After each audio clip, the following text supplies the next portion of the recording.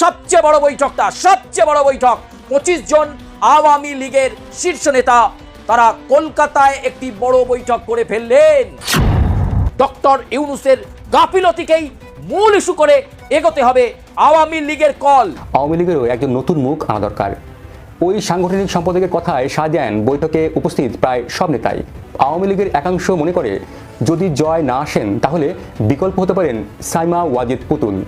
শেখ হাসিনা কি এখনই নতুন মুখ সামনে আনবেন, নাকি শেষ পর্যন্ত নিজেই তারেক রহমানের মুখোমুখি হবেন?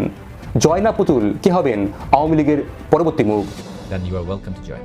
So, আমি জানি না বাকিদের ব্যাপারে কোনো কিছু। I don't know anything else about Awami লীগের অন্যান্য মানুষজন যারা আছে বা বাংলাদেশের সাধারণ মানুষ যারা আছে তারা কিভাবে কি চিন্তা করছেন, বিশেষ করে আওয়ামী লীগের লিডারশিপ কিভাবে চিন্তা করছেন। বাট ফর মি এই যুদ্ধটা সন্ত্রাসের বিরুদ্ধে যুদ্ধ। যেভাবে মার্কিন সেনা হঠাৎ অভিযানে মাদুরোকে তার প্রাসাদ থেকে কিডন্যাপ করে এনেছে, সেভাবে ভারতীয় সেনাও নাকি হঠাৎ অভিযানে যমুনা থেকে তুলে আনবে মোহাম্মদ ইউনূসকে। তাতে ইউনূসের অন্তর্বর্তী শাসনের অবসান ঘটবে একেবারে বিনা রক্তপাতে বা খুব কম রক্তপাতে, যেমনটা হয়েছে ভেনেজুয়েলাতে মাদুরোর ক্ষেত্রে। আসসালামু আলাইকুম দর্শক, সিগন্যাল বিডি চ্যানেলের নতুন একটি গুরুত্বপূর্ণ নিউজ ভিডিও নিয়ে আপনাদের মাঝে হাজির হলাম। প্রিয় দর্শক, বাংলাদেশের বর্তমান রাজনৈতিক প্রেক্ষাপট জানতে যারা এই ভিডিওটিতে ক্লিক করেছেন তাদের সবাইকে বলবো আপনারা ধৈর্য সহকারে পুরো ভিডিওটি দেখতে থাকুন, কারণ এই ভিডিওতে এমন কিছু তথ্য শেয়ার করা হয়েছে যা জানলে আপনারা অবাক হয়ে যাবেন। আর আপনারা ইতিমধ্যে অনেকগুলো ভিডিওর অংশবিশেষ দেখে নিয়েছেন এবং আশা করি বুঝতে পেরেছেন আজকের ভিডিওটি কতটি গুরুত্বপূর্ণ এবং আকর্ষণীয় হতে চলেছে। তাই বলছি প্রিয় দর্শক, সবাই ধৈর্য সহকারে পুরো ভিডিওটি দেখবেন। এখনো যারা আমাদের চ্যানেলটি সাবস্ক্রাইব করেননি তাদের সবাইকে বলবো আমাদের চ্যানেলটি সাবস্ক্রাইব করে পাশে থাকা বেল আইকনটি অন করে দিবেন। আর যারা ইতিমধ্যে সাবস্ক্রাইব করেছেন তাদেরকে অসংখ্য ধন্যবাদ। তো প্রিয় দর্শক, চলুন আর কথা বাড়াবো না, একটি লাইক দিয়ে মূল ভিডিওতে যাওয়া যাক। রবিবার রাতে ভারতের কলকাতায় বসা আওয়ামী লীগের ওয়ার্কিং কমিটির বৈঠকে সবচেয়ে বেশি ঘুরপাক খেয়েছে। 1.5 বছর ধরে বাংলাদেশে আওয়ামী লীগ নিষিদ্ধ, নেতৃত্বহীন, সাংগঠনিকভাবে বিপর্যস্ত, সভাপতি, সাধারণ সম্পাদক সহ বেশিরভাগ শীর্ষ নেতা দেশ ছাড়া। যারা দেশে আছেন হয় তারা কারাগারে অথবা আত্মগোপনে। এই অবস্থায় কলকাতায় ওয়ার্কিং কমিটির বৈঠক বসে, আর সেই বৈঠকে একজন সাংগঠনিক সম্পাদকের মন্তব্য সবাইকে নাড়িয়ে দিয়েছে। দ্য ওয়ালে প্রকাশিত সংবাদে বলা হয়, সেই আলোচনায় আওয়ামী লীগের একজন সাংগঠনিক সম্পাদক বলেন, তারেক রহমান বিএনপিতে পাকাপাকিভাবে শীর্ষ পদে বসেছেন, এখন তাকে মোকাবেলায় আওয়ামী লীগেরও একজন নতুন মুখ আনা দরকার। ওই সাংগঠনিক সম্পাদকের কথায় সাড়া দেন বৈঠকে উপস্থিত প্রায় সব নেতাই। অধিকাংশ নেতার অভিমত, রাজনৈতিকভাবে তারেক রহমানকে মোকাবেলা করা শেখ হাসিনার জন্য শোভনীয় হবে না, এজন্য নতুন কোনো নেতৃত্ব প্রয়োজন। আওয়ামী লীগের বাস্তবতা হলো দল দুর্বল, রাষ্ট্র ক্ষমতার বাইরে, জনগণের সঙ্গে সরাসরি যোগাযোগ বিচ্ছিন্ন। এই অবস্থায় দলের ভেতরে একটি মত স্পষ্ট হয়ে উঠেছে, তা হলো এখনই শেখ পরিবারের বাইরে নেতৃত্ব দেওয়ার সময় আসেনি। এখানে দুটি নাম সবচেয়ে বেশি আলোচনায় আসে, একজন সজীব ওয়াজেদ জয়, অন্যজন সাইমা ওয়াজেদ পুতুল। দীর্ঘদিন ধরেই শোনা যাচ্ছে শেখ হাসিনার উত্তরসূরি হবেন জয়, কিন্তু বাস্তবতা হলো তিনি দলের কোনো গুরুত্বপূর্ণ পদে নেই, সাংগঠনিক কার্যক্রমে সরাসরি যুক্ত নন, মাঠের রাজনীতিতে তিনি অনুপস্থিত। তবুও 2024 সালে 5 আগস্টে আওয়ামী লীগ সরকারের পতনের পর জয় নিয়মিত বক্তব্য দিচ্ছেন ফেসবুক, আন্তর্জাতিক মিডিয়ায়। সবচেয়ে গুরুত্বপূর্ণ বিষয় হলো খালেদা জিয়ার মৃত্যুর পর শেখ হাসিনার শোকবার্তার পাশাপাশি জয়ের আলাদা শোকবার্তাও রয়েছে, যেখানে তিনি বলেছেন খালেদা জিয়া বাংলাদেশের রাজনীতিতে একটি জাতি গঠনে গুরুত্বপূর্ণ ভূমিকা রেখে গেছেন। রাজনীতিতে এই ভাষা কখনোই কাকতালীয় নয়। আওয়ামী লীগের একাংশ মনে করে যদি জয় না আসেন তাহলে বিকল্প হতে পারেন সাইমা ওয়াজেদ পুতুল। তিনি আন্তর্জাতিকভাবে পরিচিত, ইউনিসেফ এবং WHOর সঙ্গে কাজ করেন, কূটনৈতিক গ্রহণযোগ্যতাও বেশি। জয় ও পুতুলের বিষয়টি যেন ভারতের কংগ্রেসে রাহুল গান্ধীর পাশাপাশি প্রিয়াঙ্কা গান্ধীর উত্থানের মতো। ভারতে রাহুল গান্ধীর পাশাপাশি প্রিয়াঙ্কা গান্ধীকেও কংগ্রেসের বড় অংশ দীর্ঘদিন ধরে নেতৃত্বে আসনে আনতে চাইছিলেন। দীর্ঘ সময় অপেক্ষার পর প্রিয়াঙ্কা দলের সাধারণ সম্পাদক হয়েছেন। আওয়ামী লীগেও একই মডেল দেখা যেতে পারে। আওয়ামী লীগের তৃণমূল থেকে শীর্ষ নেতা পর্যন্ত পুতুলকে নেতৃত্বে আনা নিয়ে খুব বেশি মতবিরোধ নেই। বেশিরভাগ নেতা মনে করেন এখনও শেখ পরিবারের বাইরে আওয়ামী লীগের নেতৃত্ব তুলে দেওয়ার সময় আসেনি। কিন্তু প্রশ্ন থেকে যায়, পুতুল কি দলীয় রাজনীতিতে আসতে আগ্রহী হবেন, আর মাঠের রাজনীতিতে তিনি কতটা কার্যকর হবেন? আওয়ামী লীগের গঠনতন্ত্র অনুসারে কাউন্সিলের মাধ্যমে নতুন নেতৃত্ব আনতে হয়। গত মাসে আওয়ামী লীগের কাউন্সিল হওয়ার কথা ছিল, কিন্তু বর্তমান পরিস্থিতিতে কাউন্সিল হবে না তা দলের সবাই জানে। তবে দলের নেতারা বলছেন সভাপতি হিসেবে শেখ হাসিনা চাইলে যে কোনো সময় দলের সাংগঠনিক পরিবর্তন করতে পারেন, সভাপতি হিসেবে তার সেই ক্ষমতা রয়েছে। আওয়ামী লীগে নতুন মুখ আনলে কি দল বাঁচবে? কারণ সাংগঠনিক কাঠামো ভেঙে পড়েছে, তৃণমূল বিচ্ছিন্ন, নেতাকর্মীরা দিশেহারা। এই অবস্থায় শুধু নাম বদল করে নেতৃত্ব বদল কি যথেষ্ট, নাকি আওয়ামী লীগকে পুরো রাজনৈতিক ভাষা বদলাতে হবে? বাংলাদেশের রাজনীতি এখন এক ভয়ঙ্কর মোড়ে দাঁড়িয়ে। একদিকে তারেক রহমান একক, বিপুল গ্রহণযোগ্যতা এবং ক্ষমতার খুব কাছাকাছি, অন্যদিকে আওয়ামী লীগ নিষিদ্ধ, নেতৃত্বহীন এবং বিপর্যস্ত। প্রশ্ন একটাই, শেখ হাসিনা কি এখনই নতুন মুখ সামনে আনবেন, নাকি শেষ পর্যন্ত নিজেই তারেক রহমানের মুখোমুখি হবেন? জয় না পুতুল, কে হবেন আওয়ামী লীগের পরবর্তী মুখ? শেখ হাসিনা, সজীব ওয়াজেদ জয় এবং তার সন্তান আরেক তার কন্যা সাইমা ওয়াজেদ পুতুল, এই দুজনকে মূলত সামনে রেখে সাথে জনাব রাদওয়ান মুজিব ববি, রেহানার সন্তান, তাকেও রেখে এই দলটা পুনর্গঠন করতে চেষ্টা করবেন বলছেন। আমরা জানি নিশ্চয়ই এর মধ্যে শেখ হাসিনার বাড়া ভাতে ছাই পড়েছে। পুতুলের WHO রিজিওনাল যে হেড ইনি ছিলেন, দিল্লিতে বসে বসে মানে প্ল্যান ছিল শেখ হাসিনা আরও 5 বছর দেশ চালাবেন, 5 বছর বসে বসে পুতুলকে ট্রেনিং দেবেন কিভাবে বাংলাদেশের 12টা তার মায়ের পরে আরও বাজানো যেতে পারে। তারপর তিনি আস্তে আস্তে দায়িত্ব নিতে থাকবেন, সেটা বাড়া ভাতে ছাই পড়েছে। তাকে অনির্দিষ্টকালের জন্য ছুটিতে পাঠানো হয়েছে, আসলে তাকে মোটামুটি সরিয়ে দেওয়া হয়েছে এই পদ থেকে, এটা নিশ্চিতভাবেই বলা যায়। তো সেই ঘটনা যখন ঘটেছে, এখন পুতুলও ফ্রি, সো জয় এবং পুতুলকে রেখেই তারা কাজটা করবেন। যদিও সজীব ওয়াজেদ জয় বহুদিন থেকেই শেখ হাসিনা সমস্ত চেষ্টা করেছিলেন তার ক্ষমতায় থাকাকালীন সময়ও উদ্ভট হাস্যকর সব কাণ্ডকীর্তির বাইরে তেমন কিছু করতে পারেন, এমনকি এখনও তিনি সোশ্যাল মিডিয়াতে তার দলের মুখপাত্র হিসেবে যা বলেন, যা লেখেন, যা শেয়ার করেন, উনি যে একটা আউট অ্যান্ড আউট স্টুপিড, এটা খুব ক্লিয়ারলি বোঝা যায়। তো এই স্টুপিড দিয়ে দলের পুনর্গঠন কীভাবে হবে সেটা গুরুত্বপূর্ণ প্রশ্ন। কিন্তু ওই যে সমস্যাটা কোথায় আসলে? সমস্যা হচ্ছে আওয়ামী লীগকে এখন মানে তার ডিলেমাটার কথা বলছি, শেখ হাসিনার একটা সত্যিকার অর্থে একটা সমস্যায় উনি পড়েছেন, সেই সমস্যার সমাধান কীভাবে হবে? মানে শেখ হাসিনা পরিবারে তার সন্তানরা যদি দায়িত্বে আসেন, সেটা আওয়ামী লীগের নতুন করে আমরা তাত্ত্বিকভাবে ধরে নিচ্ছি, আওয়ামী লীগ তো এখন নিষিদ্ধ না, ধরে নিচ্ছি যদি নিষিদ্ধ নাও হয়, তাহলে যেটা দাঁড়াবে সেটা হচ্ছে শেখ হাসিনার সন্তানরা যদি দায়িত্বে আসেন, জনগণের সাথে কমিউনিকেট করা, তাদের সাথে কানেক্ট করার ক্ষেত্রে কিন্তু এটা খুব পজিটিভ কিছু হবে না। কোনো সন্দেহ নেই আওয়ামী লীগের যে পার্সেন্টেজ অফ পিপল আছে, মানে এটা খুবই মর্মান্তিক। আমি প্রায় বলি যে দেশের লোকজন এখনও শেখ হাসিনাকে এই পার্সেন্টেজের লোকজন সমর্থন করে, অ্যারাউন্ড 20%, এটা খুব আশপাশে হবে।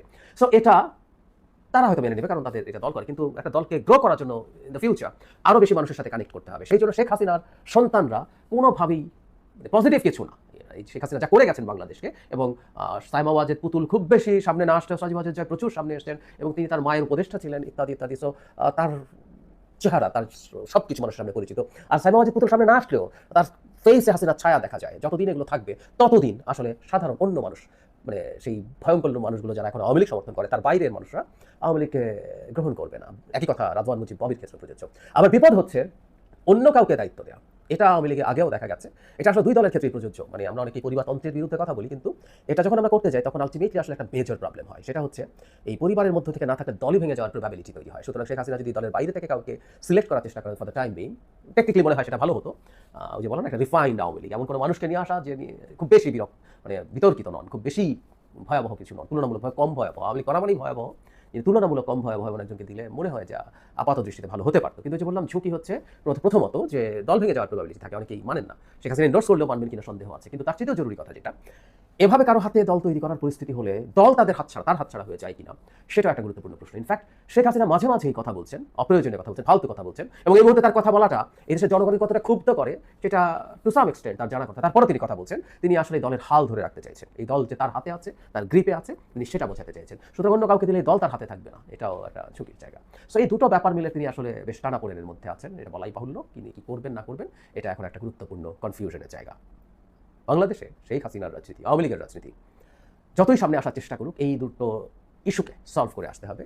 আর আমি জানি না আসলে শেষ পর্যন্ত আওয়ামী লীগ নিষিদ্ধ হবে কিনা, কিন্তু আমরা একটা কথা প্রায় বলি, বহুদিন থেকে বলছি, কে নেতায় থাকবেন, কে নেতৃত্বে আসবেন, সেটা আসলে আমাদের কাছে, যদি আওয়ামী লীগ টিকেও থাকে, আওয়ামী লীগকে মেরে ফেলার মতো, কবরে রেখে দেওয়ার মতো প্রচুর ডেটা আমাদের হাতে আছে। আমি প্রায় বলতাম শেখ হাসিনার কপাল খারাপ, উনি একেবারে একটা ডিজিটাল এরায় উনার এই ঘটনাগুলো ঘটলো। উনি 15 বছর ধরে কি করেছেন, সব কিছু সেফড আছে, এবং ফাইনালি জুলাই আগস্টে তিনি কি করেছেন সেগুলো আমাদের সামনে একদম কোনো রকম কোনো কনফিউশন ছাড়া আমাদের সামনে আছে। এবং ভবিষ্যতে এগুলো আমরা যদি ঠিকঠাক মতো প্রিজার্ভ করতে পারি, এগুলো দিয়ে আওয়ামী লীগের কবর বানিয়ে রাখা যাবে বহুকাল। সুতরাং শেখ হাসিনা কী করে সফল হবেন বা হবেন না, সেটা চাইতে জরুরি কথা, আমরা আসলে কী করছি সেটা আমাদের কাছে সবচেয়ে জরুরি। আর তিনি তার সন্তানদেরকেই হয়তো আনবেন, এবং এনেও খুব ভালো কিছু হবে বলে আমরা আশা করি না। তবে হ্যাঁ, সাম্প্রতিক সময় আমরা দেখছি আওয়ামী লীগের মিছিলের সংখ্যা বাড়ছে, মিছিল করার দৈর্ঘ্য মানে সময়টা বাড়ছে, তারা আগে চেয়ে একটু সাহসী হয়ে উঠছে। সব প্রেক্ষাপট মিলিয়ে আওয়ামী লীগকে নিয়ে সম্ভবত অনাগত দিনে আলোচনা আরও বেশি আমাদেরকে করতে হবে। এটা মর্মান্তিক। আওয়ামী লীগ, আমি বহুবার বলেছি, এটা আমি মনে করি ব্যক্তিগতভাবে, আওয়ামী লীগ দল হিসাবে অপারেট করা, আমাদের কোনো রাজনৈতিক দল না, এবং একটা রাজনৈতিক দল যেটা না, সেটা একটা গণতান্ত্রিক স্পেসে অপারেট করার মতো ক্যাপেবিলিটিও থাকার কোনো কারণ ছিল না। কিন্তু দিনের শেষে আওয়ামী লীগ আবার এই মুহূর্তে অন্তত দেখা যাচ্ছে তারা মাঠে নামছে। বাংলাদেশের সাধারণ নির্বাচনের আগে কোনো বড়সড় ব্যবস্থা নিতে চলেছে ভারত, এমন অনুমান বহু বিশ্লেষকের। এর কারণ হচ্ছে ফ্রি, ফেয়ার অ্যান্ড ইনক্লুসিভ ইলেকশনের ব্যাপারে ভারত যে শর্ত দিয়েছিল বাংলাদেশের কাছে, সেই শর্ত বাংলাদেশ মানেনি, আওয়ামী লীগ নির্বাচনে অন্তর্ভুক্ত হতে পারেনি। সেজন্যেই ভারত বাংলাদেশে বড়সড় কোনো ব্যবস্থা নিতে চলেছে, কারণ ভারত চায় না যে বাংলাদেশে একটা ভারত বিরোধী একটা সাম্প্রদায়িক শক্তি সেখানে ক্ষমতায় আসুক। আর সেজন্যেই নাকি ওই যে বড়সড় ব্যবস্থা নিতে চলেছে বাংলাদেশে, তার জন্যেই ভারত এই মুহূর্তে চটাতে চায় না আমেরিকাকে, তাই এই নরম প্রতিক্রিয়া। এটা যুক্তিযুক্ত কারণ বলে মনে হতেই পারে। দেখুন, বাংলাদেশ ও ভারতের সোশ্যাল মিডিয়াতে একটি সম্ভাবনা বেশ ঘুরপাক খাচ্ছে 2-3 দিন। সেটা হলো, যেভাবে মার্কিন সেনা হঠাৎ অভিযানে মাদুরোকে তার প্রাসাদ থেকে কিডন্যাপ করে এনেছে, সেভাবে ভারতীয় সেনাও নাকি হঠাৎ অভিযানে যমুনা থেকে তুলে আনবে মোহাম্মদ ইউনূসকে। তাতে ইউনূসের অন্তর্বর্তী শাসনের অবসান ঘটবে একেবারে বিনা রক্তপাতে বা খুব কম রক্তপাতে, যেমনটা হয়েছে ভেনেজুয়েলাতে মাদুরোর ক্ষেত্রে। এমন কথাও আমার কানে এসেছে, প্রেসিডেন্ট মাদুরোকে কিডন্যাপ করার ব্যাপারে ভারতের নরম প্রতিক্রিয়ার কারণ নাকি এটাই যে ইউনূসকেও একইভাবে তুলে আনলে আমেরিকা যাতে বিরূপ প্রতিক্রিয়া না দেয়। মাদুরোর ব্যাপারে ট্রাম্প যা করেছেন সেটা এবার থেকে পৃথিবীর অন্য কোনো দেশ, বিশেষত শক্তিশালী দেশ, তারা যদি কোনো দুর্বল দেশের ব্যাপারে অনুসরণ করে অবাক হওয়ার কিছু নেই। ইতিমধ্যে চীন তাইওয়ানকে ঘিরে তাদের সৈন্য সমাবেশ, তাদের যুদ্ধাস্ত্র সমাবেশ করে দিয়েছে, এবং খুব সম্ভব চীন, একটা কথা 2024 সালে চীনের প্রেসিডেন্ট শি জিনপিং বলেছিলেন যে 2027-এর মধ্যেই তাইওয়ানকে এক চীনের মধ্যে নিয়ে আসবে, অর্থাৎ মূল চীনা ভূখণ্ডের সাথে যুক্ত করা হবে। সুতরাং চীন তার মহড়া দেওয়া শুরু করেছে, এবং আমেরিকা যেটা ভেনেজুয়েলাতে করলো, চীন যদি সেইভাবে তাইওয়ানে গিয়ে কিছু করে, আমেরিকার কিছু বলবার নেই। আর এটাও মনে রাখতে হবে, চীন কিন্তু পরমাণু শক্তিতে খুবই বড় শক্তিধর দেশ। সুতরাং আমেরিকা ওই গায়ের জোর দেখিয়ে চীনকে শায়েস্তা করবে এমন ভাবার কোনো কারণ নেই। সুতরাং এবার থেকে পৃথিবীর অন্য দেশগুলো যদি অনুসরণ করে এই ট্রাম্পের লাইন, জোর করে ধরে নিয়ে আসা, অবাক হওয়ার কিছু নেই। জাতিসংঘ, আন্তর্জাতিক কানুন, এখন এসব স্রেফ গাল ভরা কথা। আমেরিকা ভেনেজুয়েলার দখল নিচ্ছে বলে চীন খুব সমালোচনা করছে, কিন্তু চীন নিজে তিব্বতে সে অত বছর আগে কি করেছে? রাশিয়া ইউক্রেনে, হ্যাঁ, রাশিয়ার আক্রমণ করার যথেষ্ট কারণ আছে, কিন্তু ইউক্রেনে তারা আক্রমণ করেছে, এটাই তো হচ্ছে আসল কথা। কারণ ইউক্রেন হচ্ছে দুর্বল দেশ, তার পেছনে আমেরিকা এবং সমস্ত ইউরোপ জড়ো হয়ে থেকেও রাশিয়াকে টাইট দিতে পারছে না, হারাতে পারছে না। সুতরাং দুনিয়ার নতুন নিয়ম এখন, জোর যার মুল্লুক তার। তা সত্ত্বেও বলবো, এমন জল্পনা আমি নিজে ব্যক্তিগতভাবে, কোন জল্পনা?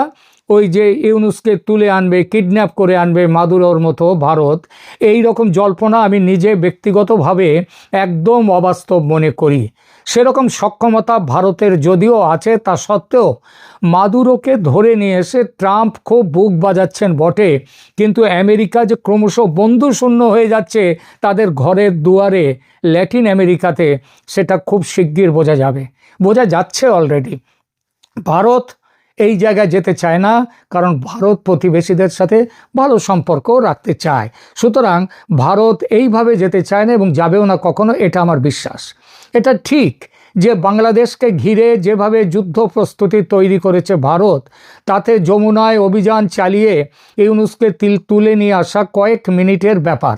ভারত যদি সেই কাজটা করে, তবে আমেরিকারও বলার কিছু থাকবে না। তবুও আমি বিশ্বাস করি ভারত যাবে না সে পথে। তবে এটাও ঠিক, আন্তর্জাতিক পরিস্থিতি এত দ্রুত পাল্টাচ্ছে যে কোনো কিছুই আর আজকাল অসম্ভব মনে হয় না। যেভাবে হামলা চালিয়ে মাদুরোকে তুলে নিয়ে এসেছে ট্রাম্পের ডেল্টা ফোর্স, সেটা কি এই 3রা জানুয়ারির আগে পৃথিবীর কেউ ভাবতে পেরেছিল? আমেরিকা তো ভেতরে ভেতরে ভেবেছিল, কিন্তু আর কেউ কি ভেবেছিল? চীন তো মাদুরোকে নিয়ে আসার 6-7 ঘন্টা আগে মাদুরের সাথে বৈঠক করেছে চীনের প্রতিনিধি দল। সুতরাং যে কোনো সময় আপাত অবাস্তব কিছু হতে পারে। আর ভারতের চিন্তায় যে কিছু একটা বড়সড় ভাবনা চলছে বাংলাদেশকে নিয়ে, সেটা তো অস্বীকার করার কোনো জায়গা নেই, সেটা একদমই সত্যি। সুতরাং যা কিছু হতে পারে। প্রিয় দর্শক, ইতিমধ্যে আপনারা আমাদের পুরো ভিডিওটি দেখেছেন।